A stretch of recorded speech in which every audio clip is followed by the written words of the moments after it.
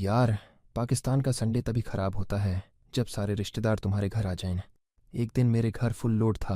मासूम, मैं सोच रहा था बस चाय पिला के सबको रुखसत करेंगे, लेकिन फूफी की आवाज़ आई, बेटा बिरयानी तो बन रही है ना। अम्मी ने मुझे देखा और उनकी आंखों में वो तंदूर पे रख वाली बात थी। फिर एक कज़न बोला, चलो लूडो खेलते हैं। मैं बोला, पहले बाथरूम जाओ। बाथरूम गया तो वहाँ से छोटी मम्मू निकले। बोला, बेटा 5 मिनट और देना, बकेट भर रहा हूँ। तभी मुझे समझ आया, संडे वो दिन है जब घर तुम्हारा होता है मगर हक रिश्तेदारों का चलता है।